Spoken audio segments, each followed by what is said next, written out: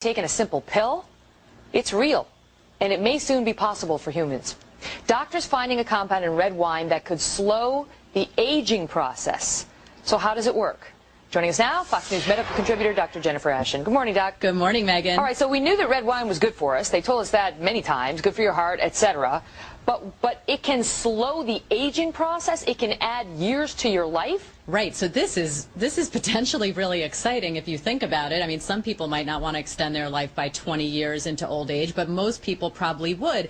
And what this has to do with is the so-called French paradox, which is the theory or the question that scientists have been looking at now for almost 20 years as to why French people who consume relatively high amounts of red wine and a diet that's high in fat have a lower incidence of heart disease than, say, we do in this country. And they found that the miracle compound is something called Resveratrol, which is found in grapes, the skins of grapes actually, and found in high quantities in red wine. And now, of course, it's only a matter of time until scientists have been able to put that into pill form. They've already studied it in animals, so it's only a matter of time until it comes to us. And that's the deal. So inspired by that French paradox, these doctors got together and started studying to see, well, eventually they started studying resveratrol, and they found that this compound in red wine is so healthy for you that it literally can expand your lifespan 20 years or more, and not just any 20 years, but healthy years. It postpones disease. That's right. However,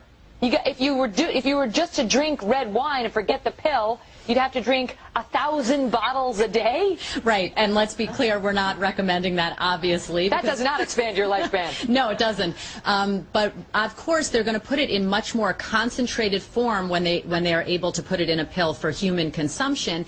But they found that the compound in the pill actually activates a gene that is then responsible for slowing the aging process. And it's doing everything from preventing diseases to fighting types of infection that are implicated in aging and the diseases that come with aging. So again, they've already studied it in yeast, then they moved on to mice, and soon it'll go into clinical trials, and we might be able to actually purchase this for our use. Right, so it's not like they're just giving you an extra 20, 30 years. It's that they're actually managing to keep you chronologically younger, physically younger, right, for a longer period of time, because your body, when it hits 80, will be more like that of a 60-year-old in terms of disease, correct? Correct. And the other thing that I think we have to keep in mind is that whenever they isolate one particular gene or one particular compound that's linked to a very broad spectrum of disease or clinical manifestations, we say we really have to take it with a grain of salt, because obviously there are other factors that come into play,